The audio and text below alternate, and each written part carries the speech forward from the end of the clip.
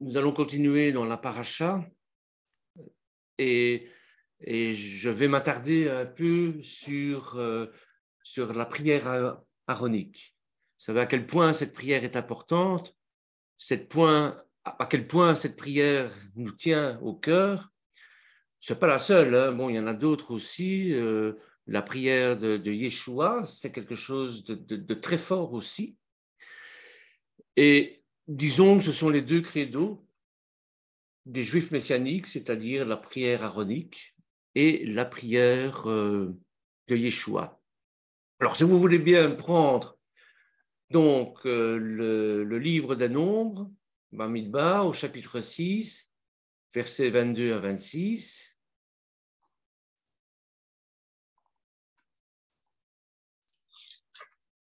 Quand vous l'avez, vous me faites signe.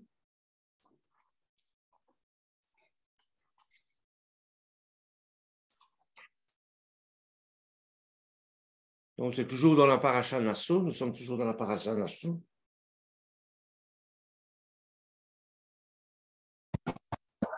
Vous l'avez? Frère Bernard, je m'excuse, c'est quel chapitre vous avez dit? Chapitre 6. Enfin, ça dépend des... Oui, c'est le chapitre 6, versets 22 à 27. D'accord. 22 à 27. Et est-ce qu'il veut bien le lire? 22. Oui, moi je veux bien. L'Éternel parla à Moshe et dit: Parle aux enfants d'Israël, parle à Aaron et à ses enfants et dit: Vous bénirez ainsi les enfants d'Israël, vous leur direz que Hachem te bénisse et qu'il te garde, que Hachem fasse luire sa face sur toi et qu'il t'accorde sa grâce, que Hachem tourne sa face vers toi et qu'il te donne la paix.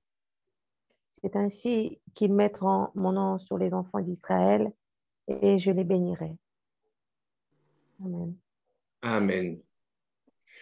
Donc, c'est une très courte prière, mais ô combien profonde. D'ailleurs, on a toujours peur de la commenter parce que on devrait dire que chaque mot, c'est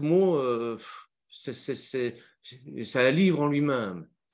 Et la bénédiction de Dieu est toujours donnée directement par lui-même, selon ses termes.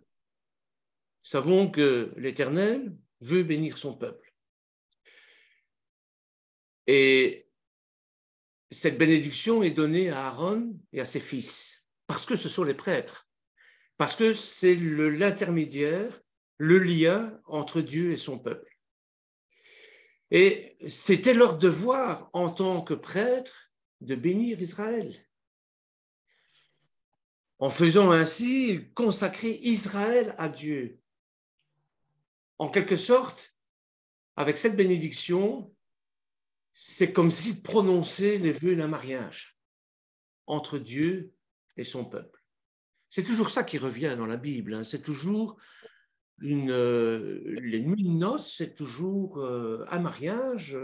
Yeshua est venu sur terre, quoi faire? Ben, chercher son épouse.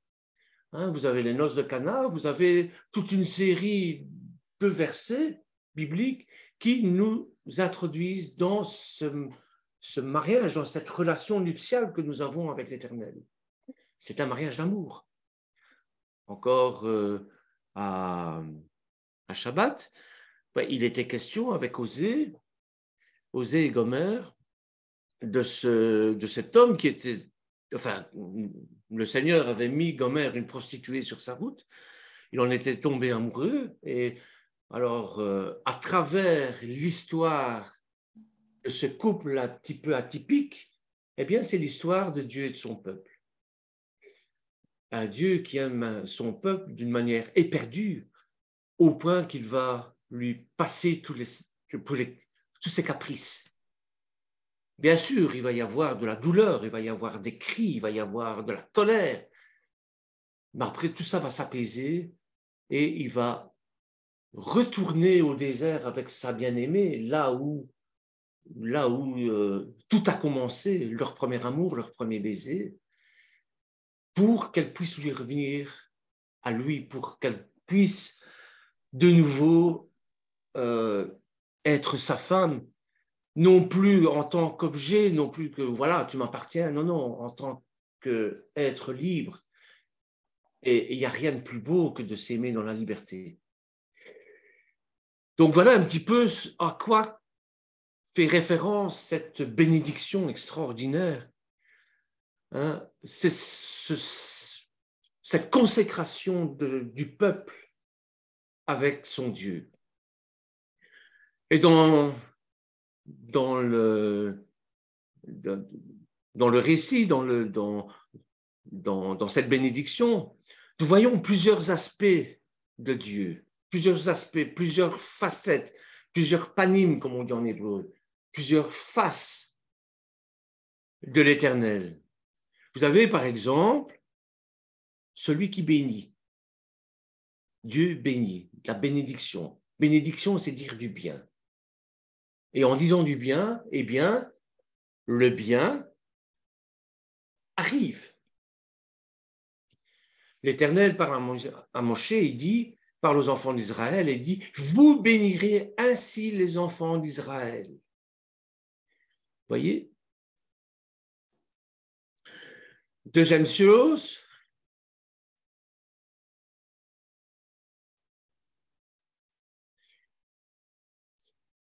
c'est celui qui garde. Que l'Éternel te bénisse et qu'il te garde. Souvenez-vous de la magnifique chanson de Shomer Israël. Shomer Israël, hein?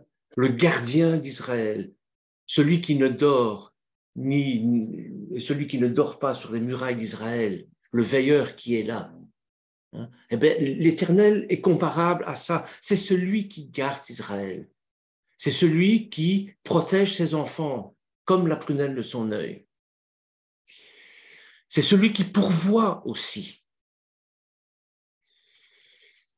Que l'Éternel tourne sa face vers toi et qu'il te donne la paix. C'est celui qui pourvoit, c'est-à-dire confiez-vous entièrement entre les mains du Seigneur et croyez-moi que ce dont vous avez besoin, eh bien, on vous le donnera. Il vous le donnera.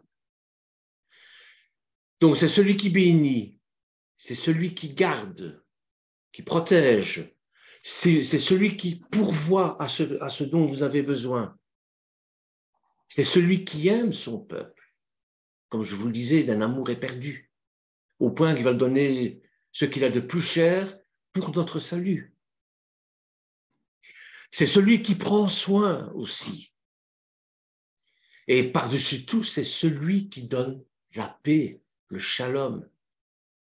Le shalom, c'est le Shabbat, bien sûr.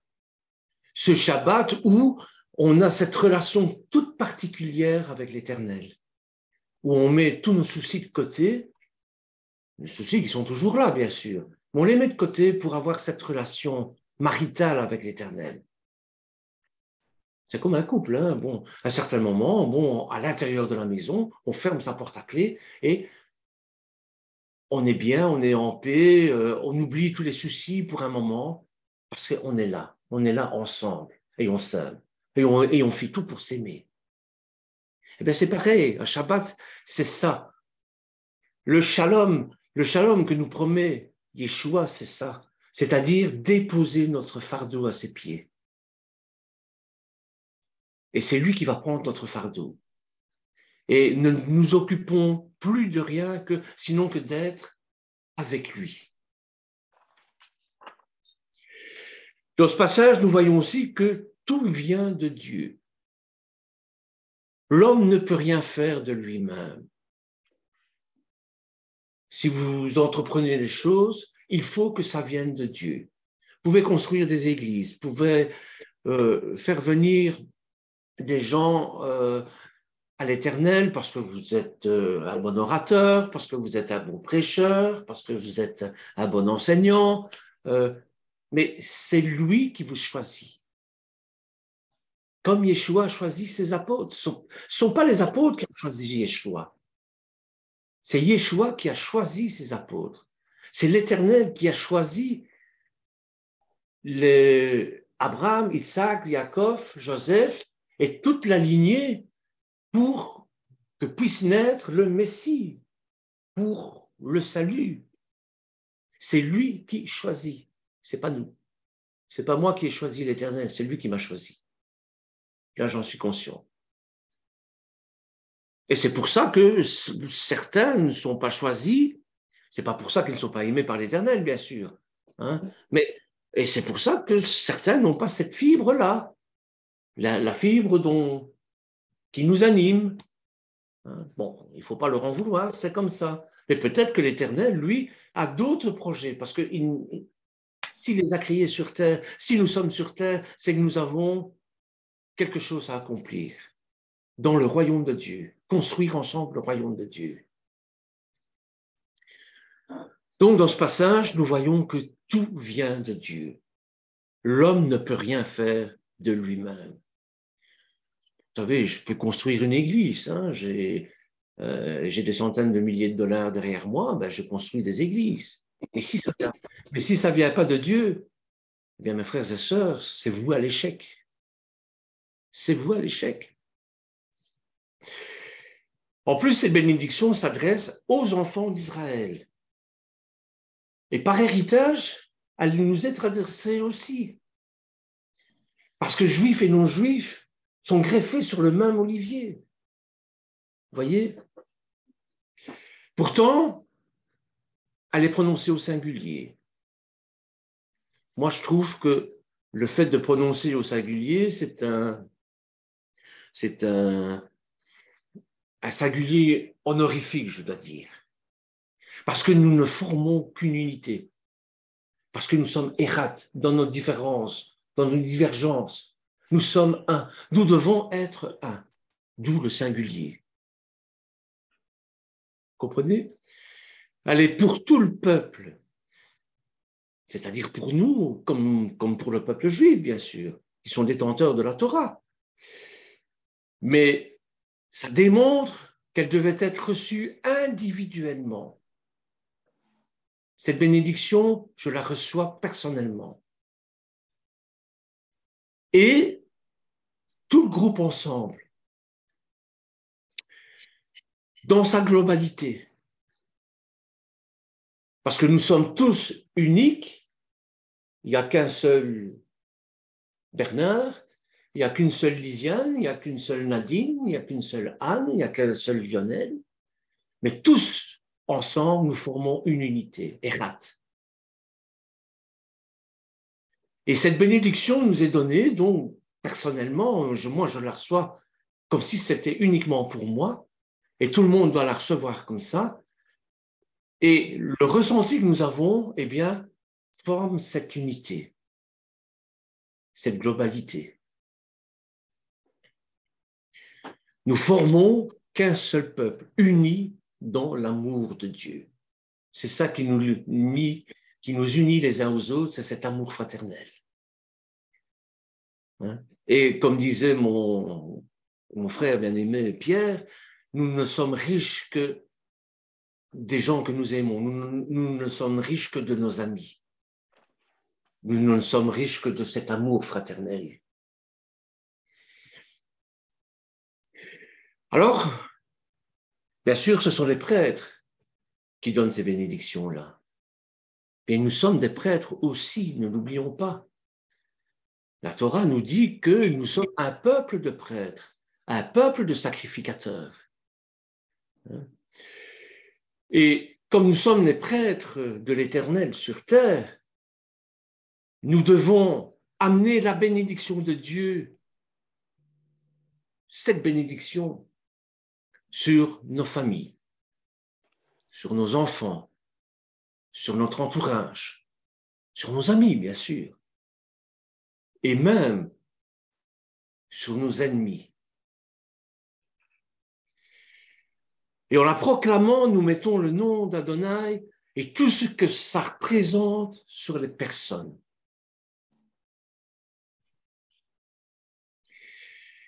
Que l'Éternel te bénisse et qu'il te garde. Nous venons à la source de toute bénédiction, de toutes les bénédictions. C'est l'Éternel. C'est lui qui est la source de tout. En hébreu, c'est le makom qu'on dit. C'est lui qui est la source et qui va diffuser ça à travers Israël et à travers Israël sur le monde entier. Lui seul peut nous combler, nous faire prospérer comme notre âme prospère. Lui seul peut nous faire avancer, nous faire évoluer sur le chemin de la foi. Ce ne sera pas facile, bien sûr. Il y aura des embûches, il y aura des obstacles. Le chemin est étroit. Les tentations sont fortes. Mais au plus on est vainqueur, au plus nous progressons. Lui seul peut apporter son approbation sur nos vies, nous favoriser. Et quand, d'ailleurs, on nous le dit souvent, je t'ai mis devant toi le bien et le mal, choisis le bien et tu seras heureux. Choisis la vie et pas la mort. Évidemment, nous sommes un peuple rebelle, nous sommes un peuple à la nuque raide et nous préférons parfois nous passer de Dieu. Pourquoi est-ce qu'on se reconnaîtrait à l'Éternel alors qu'on peut faire tout comme lui? Mais c'est lui qui est la source de tout cela. La source de sainteté, c'est lui. La purification, c'est lui qui nous l'a fait. On ne se purifie pas soi-même. On demande à l'Éternel de nous purifier. On demande à l'Éternel de nous sanctifier pour pouvoir mieux servir, le servir. Donc c'est ça, nous venons à la source de toutes les bénédictions.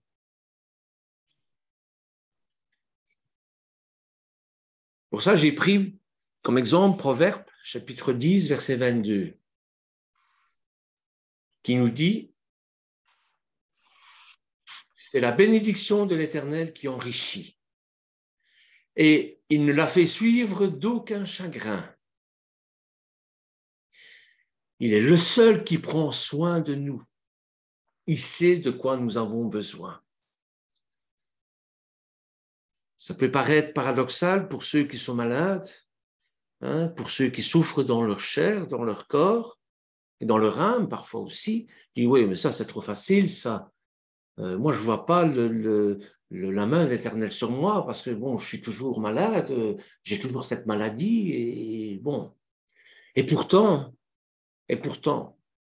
je vous assure qu'il prend soin de nous. Il nous protège. Lorsque nous nous endormons la nuit, eh bien, il est coutume chez les Juifs de réciter une prière en disant, voilà, Seigneur, nous remettons notre âme entre tes mains. Parce que durant la nuit, nous ne sommes plus au contrôle. Alors l'ennemi peut venir nous attaquer et nous sommes sans défense. Et en mettant notre sommeil, notre nuit entre les mains de l'Éternel, c'est lui qui prend soin de nous. C'est lui qui veille sur nous. Nous savons qu'il est toujours là. Nous savons qu'il est à côté de nous. Nous pouvons nous appuyer sur lui entièrement et nous endormir en toute confiance. Mettez votre tracas de côté et dormez. Le Seigneur se charge de tout ça. Et nous avons besoin de force. Si nous sommes tracassés et que nous ne dormons pas, nous perdons le matin 50% de notre énergie. Nous avons besoin de force. Nous sommes des soldats, ne l'oublions pas. Le recensement dans Batman, c'est ça, c'est recenser ceux qui peuvent partir à la guerre. Vous allez me dire, ouais, mais Dieu est amour, pourquoi encore parler de guerre? Eh bien, parce que nous avons à mener des combats au quotidien. Pas contre la chair, comme il nous est dit, comme Paul nous dit, mais contre les esprits, les dominations, contre le mal. Alors pour ça, il faut être armé. Et pas réciter l'Éphésiens 6, avec la ceinture de sécurité, de vérité, pardon, avec le casque, etc. Vous connaissez la panoplie du bon soldat, en tout cas, le bon soldat de Yeshua. Eh bien, nous avons des combats à mener. Et si nous sommes persuadés que c'est le bon combat à mener, Dieu sera avec nous. C'est comme avec les Amalekites, lorsque les Hébreux dans le désert menaient des combats, ils remportaient des victoires contre des gens beaucoup plus puissants, des guerriers avéris. Parce que, ces guerriers-là, ils étaient nés pour faire la guerre. Et eux, une bande d'esclaves arrivait à mettre en déroute des guerriers féroces, parce que Dieu est avec eux. Mais s'ils prenaient leur envie de mener un combat sans Dieu, ils perdaient à chaque fois. Et vous avez ça dans la Bible. Vous avez des victoires comme vous avez des échecs. Vous voyez? Donc, l'Éternel prend soin de nous. Il nous protège. Et nous savons qu'il est toujours là et que nous pouvons nous appuyer sur lui. Dans le psaume 121, chapitre 121, verset 4, il nous dit ceci. Voici, il ne sommeille ni ne dort celui qui garde Israël. Shomer Israël. C'est un très beau chant. On a l'habitude d'écouter d'ailleurs. Parce que parfois, on voit que Israël, entouré de tous ses ennemis, Israël est toujours là. Même si, parfois, il y a des combats qui sont perdus, Israël est toujours là. Ça fait plus de 3000 ans qu'il est là. Les Cananéens ont perdu leur terre à cause de leur immoralité. Les Juifs ont été exilés plus d'une fois à cause aussi de leur immoralité et de l'idolâtrie. Pourquoi? Parce que, on ne vit pas 400 ans en esclavage dans un pays où règne l'idolâtrie, comme l'Égypte, sans en être impacté, bien sûr. Et on ne vit pas à côté de gens dont le but principal est l'immoralité. La religion principale est l'immoralité, comme les Cananéens. Et ça date depuis Noach. Sans être impacté aussi. Et à certains moments, il est plus facile de commettre l'immoralité que d'être moral quand il faut.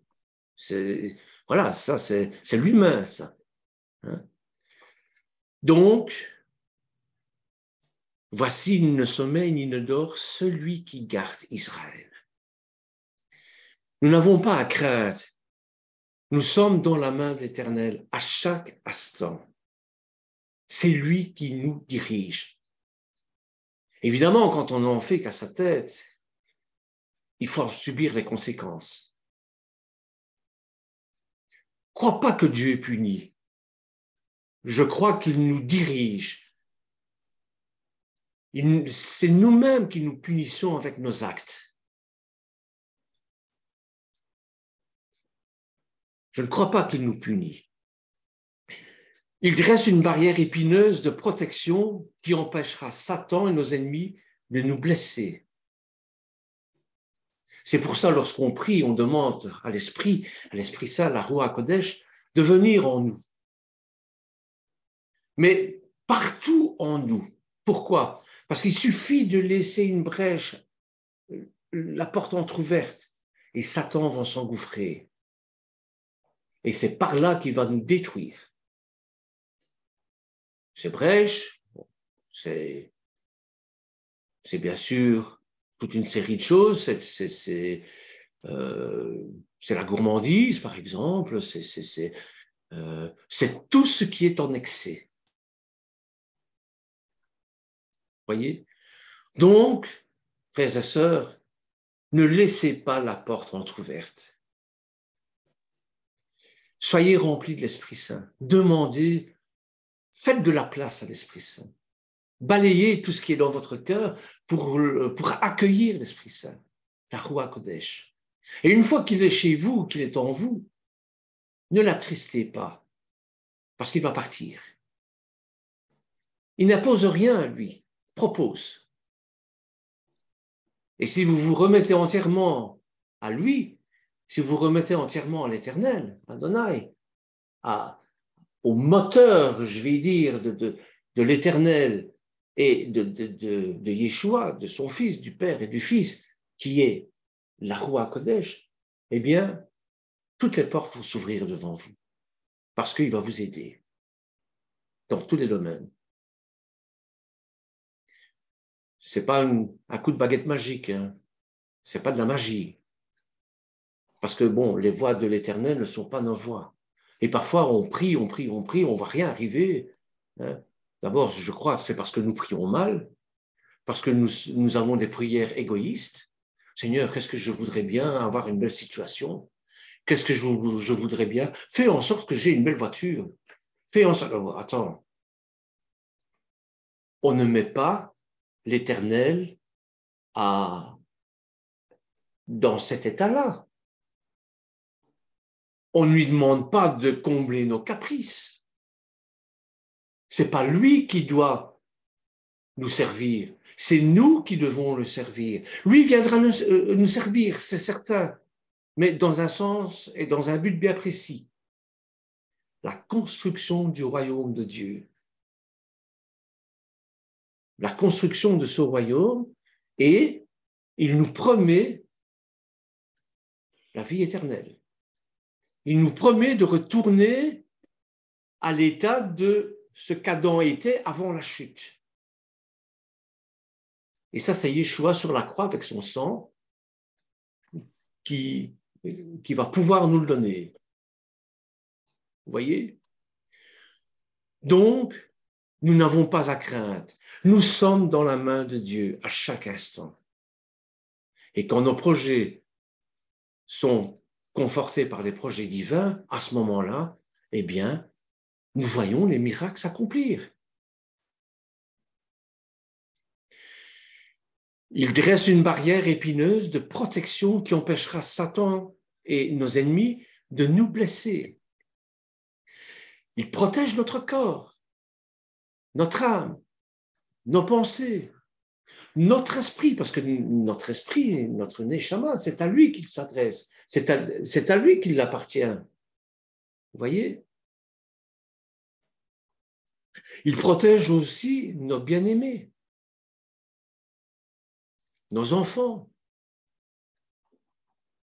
tous nos biens aussi.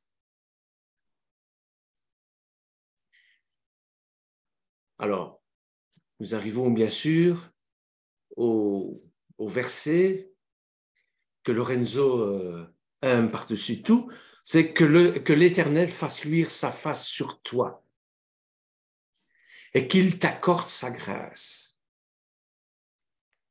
Que la personne, la présence de l'Éternel nous éclaire. Justement, cette paracha, Peralorketa, c'est justement, on va redéfinir, on va demander au peuple juif d'élever la lumière. Ben, vous allez me dire, c'est un peu normal, la lumière, ça s'élève. Oui, mais il y a un sens beaucoup plus profond. Nous sommes la lumière du monde. Alors, élevons cette lumière vers l'Éternel. Pour nos frères, pour nos sœurs, bien sûr.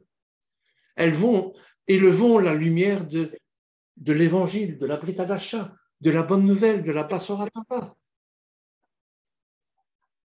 C'est ça que ça veut dire. Que l'Éternel fasse luire sa face. Vous savez comme moi que c'est très difficile avec notre statut de pécheur de demander à l'Éternel de faire luire sa face. Voir l'Éternel, c'est mourir. Eh bien, n'ayons pas peur quand même de lui demander, comme Abraham demandait et comme Moshe demandait. Moshe a vu l'Éternel de dos. Mais Moshe parlait de cœur à cœur avec l'Éternel, de bouche à bouche. Et j'en reviens toujours à ce baiser nuptial. Hein. Je dois dire que Moshe avait cette relation intime avec l'Éternel au point que c'était comme un baiser nuptial. Lorsque l'Éternel lui parlait et qu'il répondait à l'Éternel, ils s'embrassaient. Moi, je vois ça, je vois deux amoureux en train de s'embrasser, mais c'est ça. C'est ça.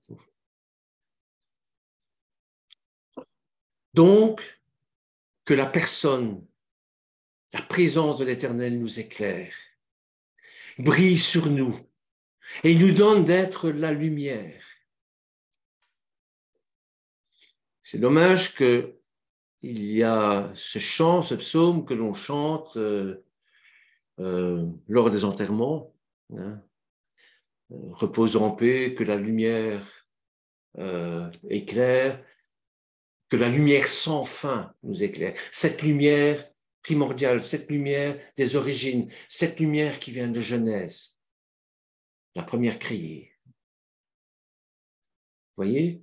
C'est cette lumière-là. Il ne s'agit pas, bien sûr, de faire de la lumière dans le temple parce qu'on n'y voit rien du tout. Non, ce n'est pas ça. Ce n'est pas de cette lumière-là qu'il s'agit. C'est la lumière de l'Éternel. Vous voyez?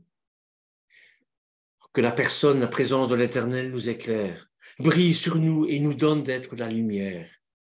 Et la plénitude de l'Éternel resplendit envers nous et au travers de nous.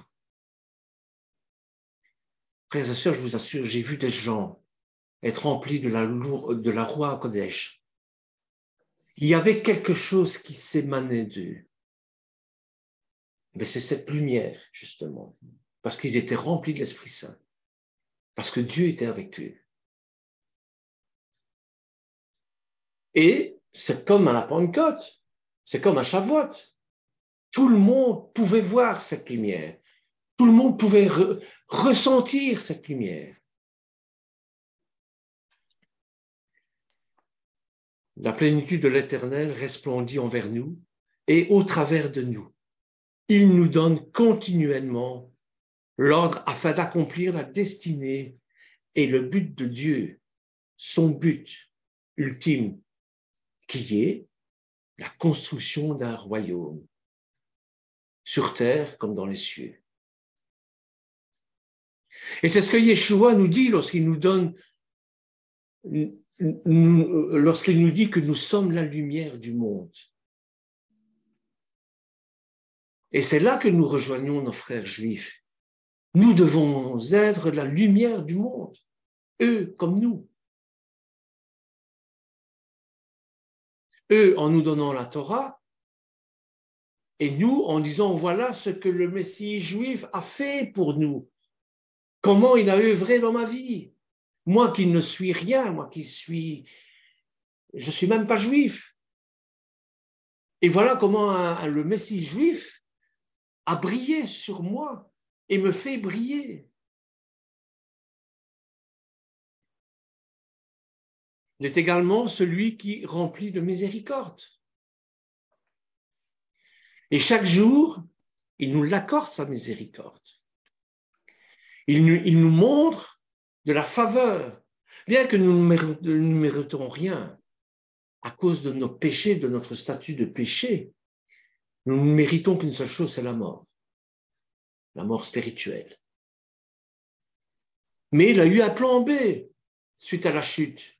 Ce plan B, c'est de construire à travers des siècles, bien sûr, une matrice d'où sortira le Messie. C'est Yeshua qui nous apporte la vie éternelle. Et là encore, nous voyons que tout vient de lui. Yeshua vient du Père. La Roi Kodesh vient du Père. Il nous pardonne nos fautes, nous aide chaque jour à traverser ce qui croise nos chemins. en regardant à lui, bien sûr. Il est notre force, notre appui. J'ai pris pour illustrer ça Jérémie chapitre 16, verset 19. L'Éternel, ma force, mon appui, mon refuge au jour de ma détresse. Psaume 103, verset 8. L'Éternel est miséricordieux et compatissant, lent à la colère et riche en bonté. Il pourvoit un amour et une communion parfaits. Il ne nous quitte pas. Il est toujours là, présent. Et il nous donne la provision. Il nous donne la provision, l'amour fraternel, l'amitié. Que l'Éternel tourne sa face vers toi, qu'il te donne la paix. Lorsqu'il tourne sa face vers nous, ça signifie qu'il lève sa face vers nous, qu'il nous a pardonné, qu'il nous a purifiés, qu'il nous a sanctifiés, qu'il nous soutient, nous supporte, nous élève comme Be'alotera,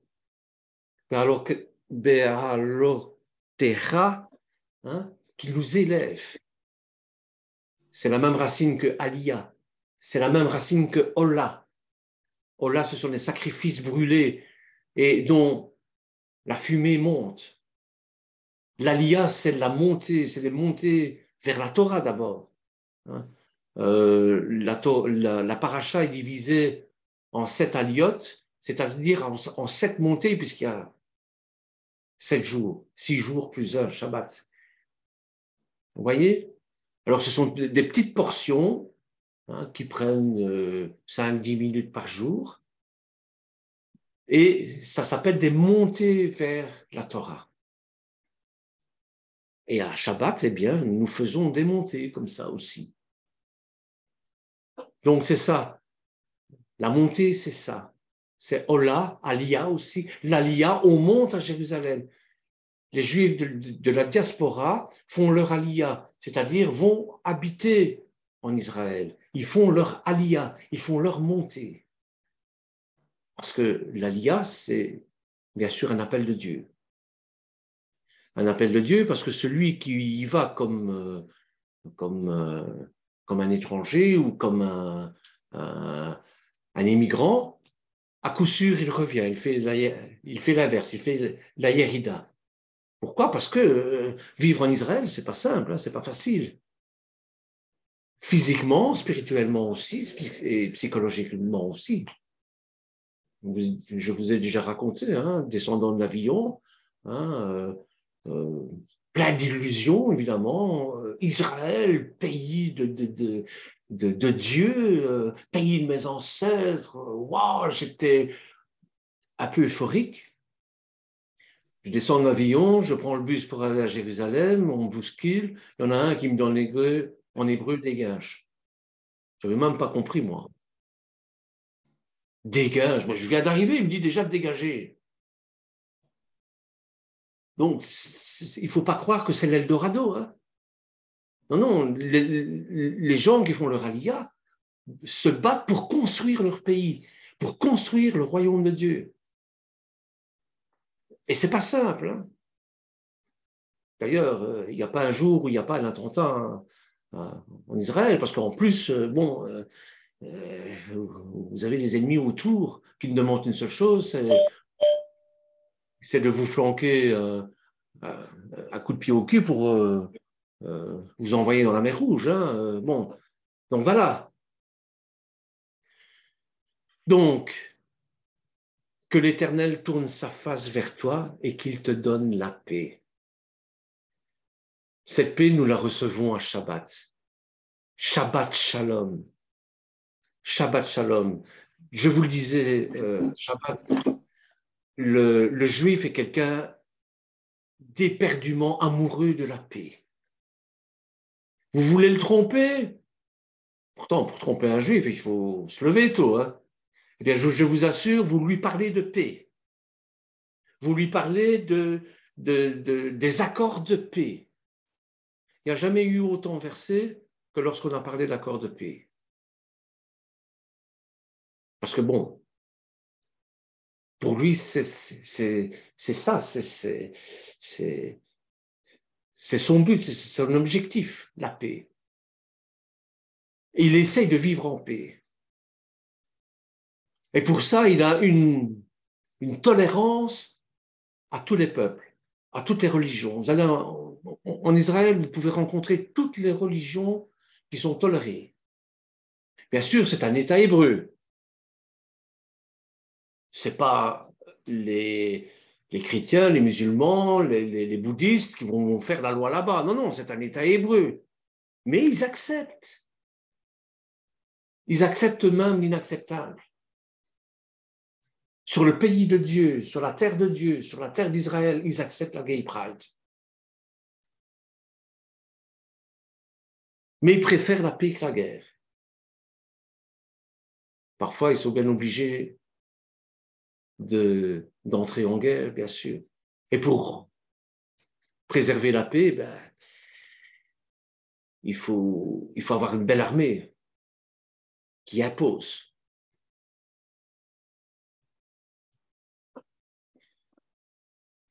Donner la paix, c'est préparer la guerre.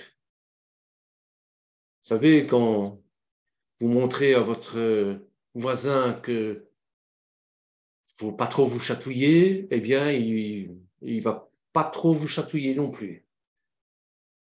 Mais ça n'empêche pas de vivre en paix. Voyez? Alors que l'Éternel tourne sa face vers toi, qu'il te donne la paix. Lorsqu'il tourne sa face vers nous, ça signifie qu'il lève sa face vers nous, qu'il nous donne son pardon, qu'il nous soutient, qu'il nous supporte, qu'il nous élève, nous donne d'endurer. L'Éternel est au-dessus de nous, mais il s'est fait serviteur pour nous sauver. Bien qu'il soit maître et seigneur, il se met alors au-dessous de nous, comme lorsque Yeshua va laver les pieds de ses apôtres, de ses disciples, dans Jean chapitre 13, ou dans 2 Philippiens, au chapitre 6, verset 3, je pense, qu'il nous est dit qu'il s'est dépouillé de ses attributs divins pour prendre notre condition humaine et pour finir sur une croix comme un bandit. Eh bien, notre Dieu, il fait ça. Il s'incarne de cette manière-là. C'est ça l'incarnation aussi. C'est-à-dire de vivre comme nous, d'être confronté comme nous aux problèmes. À la différence que lui n'a pas chuté. Donc, lorsqu'il nous porte sur ses épaules, parce qu'il nous porte sur ses épaules, car nous sommes blessés ou fatigués, c'est dans Luc 15 que j'ai péché ça, il est au-dessus de nous, mais également au-dessous de nous, sur nous et en nous. Il est partout à la fois. C'est ça, c'est ce qui montre son omniprésence. Nous sommes constamment sous son regard. Le seul moment où il détourne le regard, c'est à la croix, car il ne pouvait pas voir le péché. Donc il y a une partie de lui-même qui prend le péché du monde sur lui. Mais l'Éternel ne peut pas cohabiter avec le péché. Donc il détourne son regard.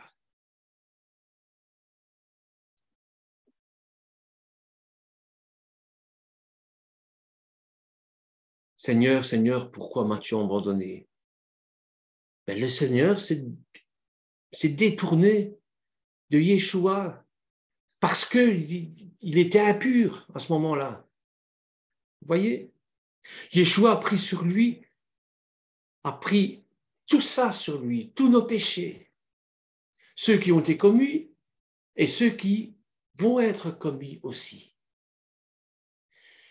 Et nous avons cette assurance que l'Éternel ne se détournera plus de nous.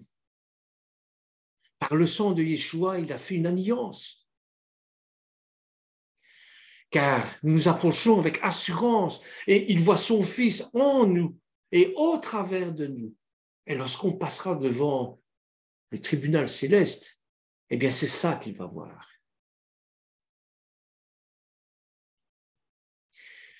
Nous n'avons pas à avoir honte. Il tourne sa face vers nous, c'est une certitude. Il apporte tout ce qu'il est à notre être. Nous soutenons de son être tout entier. C'est plus nous qui vivons, c'est l'Éternel qui vit en nous, c'est Yeshua qui vit en nous. Éphésiens chapitre 4, verset 6, un seul Dieu, Père de tous, qui est au-dessus de tout et parmi tous et en tous. Il est le seul qui peut nous donner la paix, non pas comme nous l'attendons, mais nous rendre complets, nous amener dans une quiétude, dans un repos, nous rendre parfaits. C'est le seul qui peut nous rendre parfaits. Ce n'est pas nous-mêmes. En bonne santé spirituelle, bonne santé psychologique, bonne santé physique aussi, afin que nous puissions marcher dans la victoire à chaque instant par la puissance de la Roua HaKodesh. Il nous donne la santé, la paix, le bien-être, la sécurité, la solidité, la tranquillité, la prospérité, la protection, la plénitude. Même si on vous attaque, ayez ça dans votre cœur. Le repos, l'harmonie spirituelle, ainsi que l'absence d'agitation, de discorde. Nous retrouvons dans cette bénédiction 3 fois le terme éternel. 3, c'est bien sûr le chiffre, un chiffre biblique qui est très important. Les trois manifestations de l'Éternel, de Yud-Ke Vav-Ke, les 3 manifestations à travers le Père, à travers le Fils et à travers la Roua HaKodesh. Le Père et le Fils qui forment un. Le Père et moi, nous sommes un. En hébreu, ça se dit Even. Eben, c'est quelque chose de très dur. Et cette pierre d'Eben, eh bien, elle est scellée par la Roua HaKodesh, par l'amour, par leur amour entre le Père et le Fils, par le mariage aussi, entre Dieu et son peuple, entre Dieu et nous, entre le peuple et sa terre. Nous retrouvons également dans cette prière de Paul, on retrouve ça dans la prière de Paul à Corinthe, en 2 Corinthiens, au chapitre 13, verset 14. Que la grâce du Seigneur, Yeshua Mashiach, l'amour de Dieu et la communion de la Roua HaKodesh soit avec vous tous. Nous avons à nouveau les 3 mentionnés, car ils travaillent ensemble pour notre bien-être, nous bénir dans le Echat,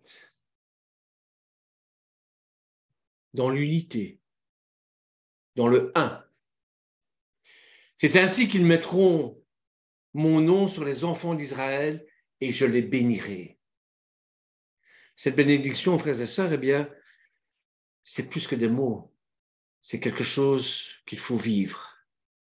En proclamant cette bénédiction, nous mettons le nom d'Adonai, son autorité et tout ce que son nom représente sur les personnes. Et pour nous, c'est un engagement, une alliance à laquelle l'Éternel ne peut répondre que par la bénédiction, les bienfaits. Nous remettons ces personnes entre les mains de l'Éternel. Lui demandons de prendre soin d'elles, de les garder, de leur montrer de la miséricorde, de les éclairer sur le chemin, en leur montrant qu'il est là, dans la détresse, qu'elles n'ont rien à craindre, même si elles ne sont pas chrétiennes, même si elles ne sont pas croyantes. Le prix a été payé pour elles aussi. Pour celles qui lui appartiennent, elles ont l'assurance de l'omniprésence de Dieu dans leur vie et qu'ils ne gardent pas leurs erreurs, mais qu'il leur fait grâce et qu'il leur demande de faire tchouva, il leur demande de revenir aux sources et de prendre conscience des fautes, des erreurs qu'ils ont commises, de demander pardon. Philippiens, chapitre 1, verset 6, que celui qui a commencé l'œuvre en eux la rendra parfaite pour le jour de Yeshua Mashiach. Aussi pour nos familles. Donc cette bénédiction doit être acceptée par chacun de nous individuellement. Mais pour nous-mêmes, mais pour nos familles aussi. Nous remettons tout entre les mains de l'Éternel. Nous abandonnons à lui, reconnaissant que sans lui, nous ne sommes rien. Nous ne pouvons rien. Et en retour, il va nous bénir. Nous reflétons sa gloire. Cette bénédiction nous montre également qu'il nous bénit, nous garde, nous éclaire, nous donne d'être la lumière, mais également que lorsque nous tombons, parce qu'il nous arrive bien plus souvent de tomber que de nous relever, à la différence que nous avons la capacité de nous relever grâce à lui, parce qu'il est là. Il ne détourne pas son regard de nous, comme il le fit lorsque le péché fut sur Yeshua, la croix, bien sûr. Mais il nous pardonne, nous montrant qu'on peut compter sur lui lorsque nous traversons des moments difficiles. Il nous regarde chaque jour. Il est le seul qui peut nous transformer de jour en jour, nous rendre complets, accomplis en lui.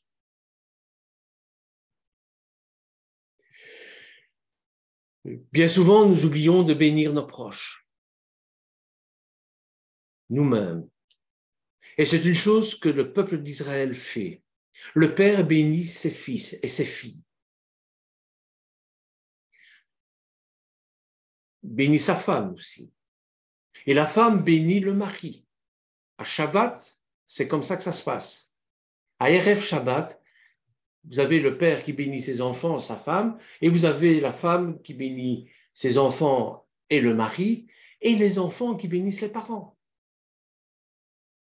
En faisant ainsi, ils remettent la personne entre les mains de l'Éternel et appellent Dieu à accomplir la bénédiction dans leur vie.